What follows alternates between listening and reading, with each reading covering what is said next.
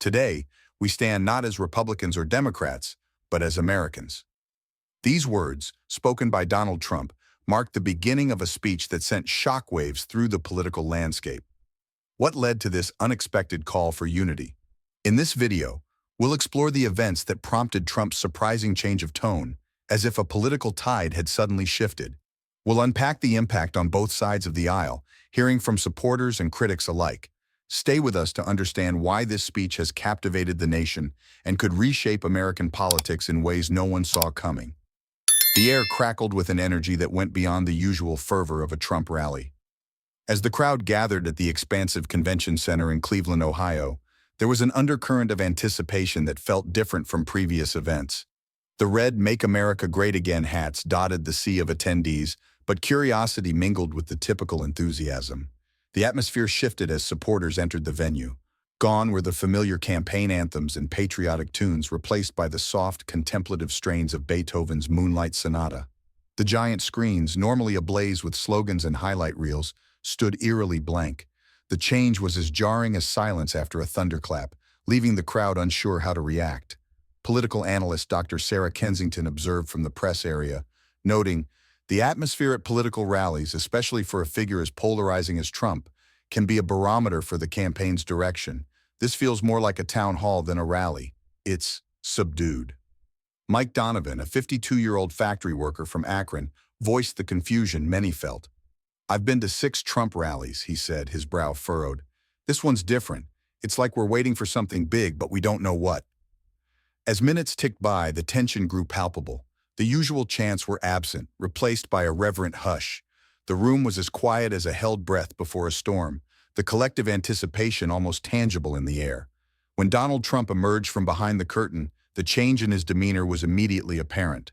Gone was the bombastic stride and triumphant fist pump. He walked to the podium with measured steps, his face set in an expression of somber determination. The crowd, initially surging to their feet with a roar, quickly fell silent as they registered the shift in Trump's bearing. He stood at the microphone, his eyes scanning the sea of faces before him, and for a long moment, he said nothing at all. When Trump finally spoke, his voice was low and measured, lacking its usual bravado. "My fellow Americans," he began, "today, I stand before you not as a Republican, not as a former president, but as a citizen who has seen the cost of division in our great nation." The audience leaned forward, straining to catch every word.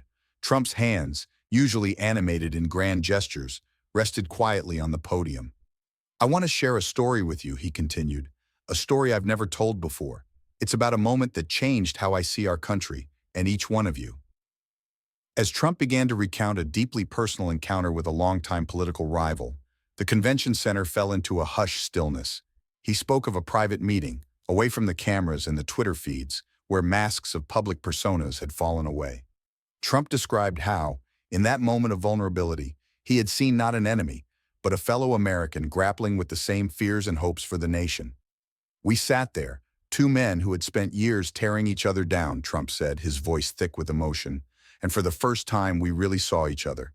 We saw the toll our fights had taken, not just on us, but on the families who believed in us, on the very fabric of our nation."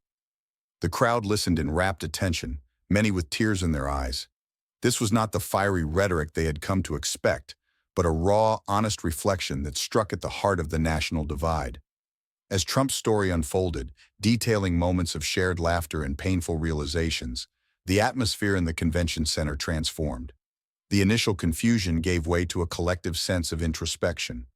Supporters who had come ready to cheer found themselves nodding in quiet understanding. The convention center pulsed with anticipation, a living entity charged with the collective energy of thousands. As Donald Trump approached the podium, the crowd's roar swelled to a crescendo, then ebbed into an expectant hush. The former president's familiar silhouette stood illuminated against the backdrop of American flags, a sight that had ignited passions countless times before. But as he opened his mouth to speak, something was noticeably different. Trump's voice, typically a forceful instrument that commanded attention and stirred emotions, now carried a quality that caught many off guard. The usual sharp edges of his words had softened, replaced by a tone that was measured, almost gentle. It was as if a familiar melody had suddenly shifted into a new key, altering the emotional resonance of the entire performance. The change rippled through the audience like a wave. The usual rhythm of a Trump rally with its predictable crescendos of cheers and chants faltered in the face of this unexpected modulation. Longtime supporters exchanged puzzled glances, while a whisper of confusion spread through the crowd. As Trump continued, the contrast with his usual rally speeches became even more apparent. Gone were the familiar catchphrases and provocative statements that had become his trademark. Instead, his words painted a picture of a nation in need of healing, of bridges that needed to be built rather than walls. "We've been through tough times," Trump said, his voice carrying a hint of vulnerability that many had never heard before. "All of us, regardless of where we stand, have felt the pain of division. But today, I want to talk about what unites us, not what divides us." The audience, primed for a different kind of speech, found themselves leaning in, straining to catch every word. In the press area, journalists furiously scribbled notes, their faces a mix of surprise and intrigue. This was not the story they had expected to write. Trump's unexpected shift in tone seemed to have an almost physical effect on the atmosphere in the room. The initial confusion gave way to a palpable sense of curiosity. Even those who had come ready to cheer at familiar rally cries found themselves nodding thoughtfully, considering the words in a new light. Dr. Elena Rodriguez, a renowned linguist specializing in political discourse, would later remark on the significance of this tonal shift. "The human voice is an incredibly powerful tool in communication," she explained.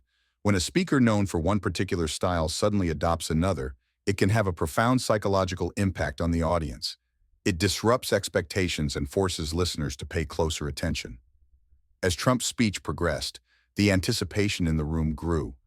What was the purpose behind this new approach? Where was he leading them? The former president's words hinted at a message of unity, but the specifics remained tantalizingly out of reach, building a sense of suspense that held the audience rapt. "I've seen the greatness of this country," Trump continued, his voice gaining strength but maintaining its newfound gentleness. "I've seen it in the faces of hardworking Americans from every walk of life, and I believe with all my heart that our greatest days are still ahead of us. But to get there, we need to remember what truly makes America great. It's our ability to come together despite our differences." The crowd hung on every word, the usual chants and cheers replaced by an attentive silence. It was as if they were witnessing not just a speech, but a transformation, both of the speaker and potentially of the national conversation itself. The air in the convention center crackled with an electric tension as Trump's words hung in the balance.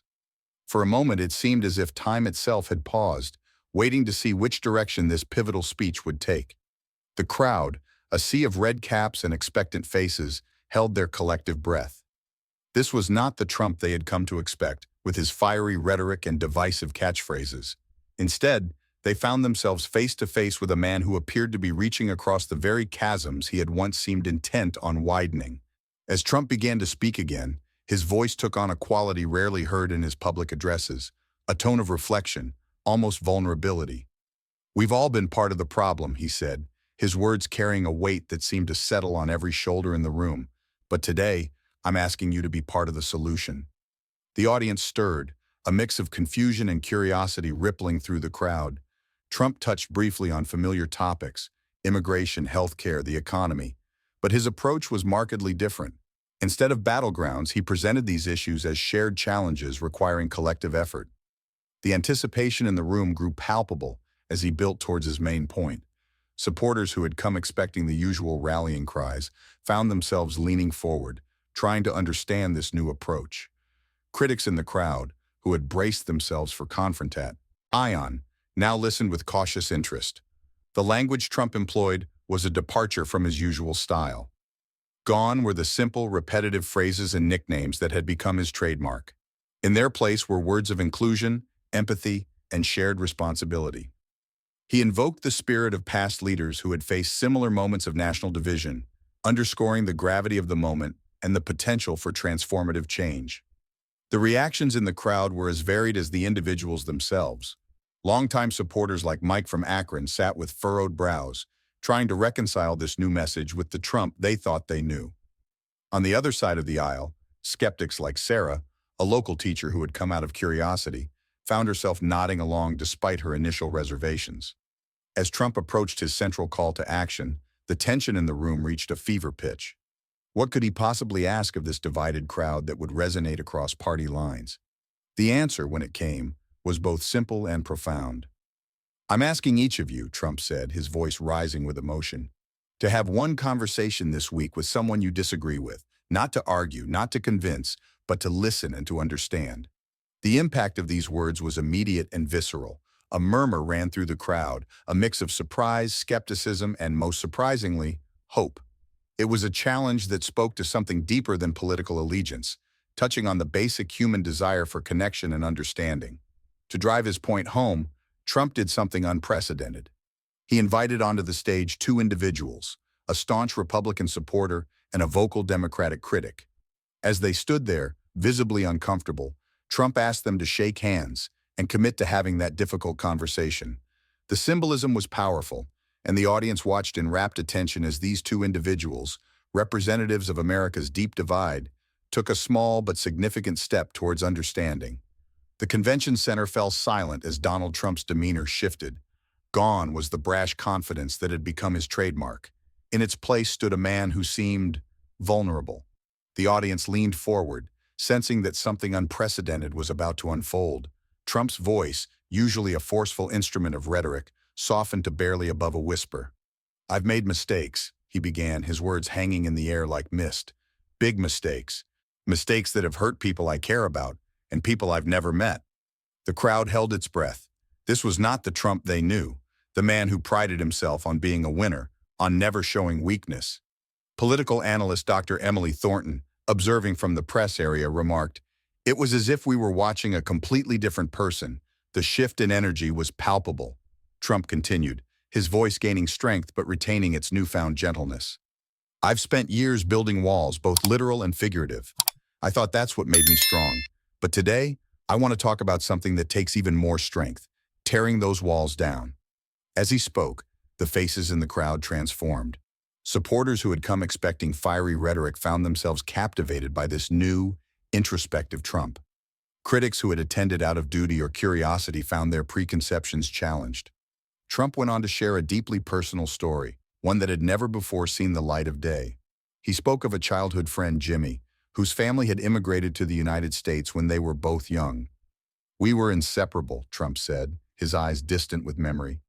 He described a sun-drenched afternoon in Queens, the smell of freshly cut grass, and the sound of their laughter as they raced down the street. "Until one day I heard my father talking about those people taking jobs from real Americans. And just like that, I started to see my friend differently. Not as Jimmy, the kid who always had my back, but as one of them." The admission hung in the air, heavy with implication. Trump, the man who had built a political career on tough immigration stances, was laying bare the roots of his own prejudices. "I pushed Jimmy away," Trump continued, his voice thick with emotion.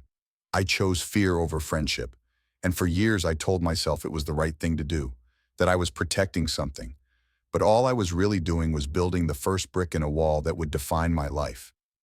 Trump's revelation continued, each word seeming to cost him something. He spoke of years of regret, of wondering what became of Jimmy, of how that early choice had shaped his worldview, leading him down a path that often prioritized division over unity. As Trump neared the end of his story, a palpable tension filled the air. The audience sensed that something more was coming. Trump paused, his hand moving slowly towards his pocket. "Yesterday," he said, his voice barely above a whisper, "I received a letter from Jimmy." The crowd leaned in as Trump unfolded a piece of paper and began to read. "Dear Donald, it's been a long time. I've watched your journey from afar, sometimes with anger, sometimes with sadness. But today, I'm reaching out with hope. Hope that the boy I once knew, the friend who stood by me when we were kids, is still in there somewhere. Hope that it's not too late for us, for all of us, to remember what it means to be neighbors, friends, Americans." Trump looked up from the letter, his eyes glistening. "I've made a lot of choices in my life," he said, his voice regaining its strength. "Some I'm proud of, many I'm not. But today I'm making a new choice. A choice to reach out, to listen, to try to understand those I've dismissed or demonized." As Trump's words hung in the air, the atmosphere in the convention center seemed to shift. The usual partisan lines blurred, replaced by a shared sense of possibility. The convention center hummed with anticipation as Trump's words hung in the air. The atmosphere had shifted, transforming from the usual partisan fervor to something different. As Trump continued his speech, the audience leaned forward, sensing that something extraordinary was about to unfold. "I want to tell you about a meeting I had yesterday," Trump began, his voice uncharacteristically soft. "It was with someone I've battled for years, someone I thought I'd never see eye to eye with." The crowd held its collective breath, wondering who this mysterious figure could be. Trump's voice carried a vulnerability rarely witnessed as he recounted the unexpected call. "I received a call from someone I never expected to hear from, someone who, frankly, I've said some pretty harsh things about." The tension in the room was palpable as the audience tried to guess the identity of this surprise caller. As Trump described the meeting, Dr. Rachel Martinez, a historian specializing in American political reconciliations, whispered to her colleague, "Throughout our nation's history, we've seen powerful examples of rivals coming together for the greater good. This could be one of those pivotal moments." "We met in a small diner," Trump revealed, "just the two of us. No cameras, no staff, just two people who've been at odds for far too long." The intimacy of this description challenged many preconceptions about Trump, known for his larger-than-life persona. Trump built towards the revelation, describing how they had talked for hours, sharing stories about their families, their hopes for the country, and the toll their public feud had taken on both of them. The anticipation in the room reached a fever pitch. "And then," Trump said, his voice thick with emotion, "we did something I never thought we'd do. We apologized to each other for the harsh words, for the misunderstandings, for letting our differences blind us to our shared humanity." The payoff came as Trump finally revealed the identity of his longtime rival turned unexpected ally, Bernie Sanders. A collective gasp rippled through the audience, followed by a stunned silence. Trump and Sanders, polar opposites on the political spectrum, had found a way to bridge the divide that had seemed insurmountable for so long. Dr. Samantha Patel, a professor of political psychology, noted, "When high-profile figures model the ability to overcome deep-seated differences, it can have a profound effect on public discourse. It gives people permission to re-examine their own entrenched positions." "Bernie and I, we don't agree on much when it comes to policy," Trump admitted, "but we both love this country. We both want to see it thrive, and we both realized that our constant fighting was doing more harm than good." This shocking reconciliation set the stage for Trump's broader message of unity.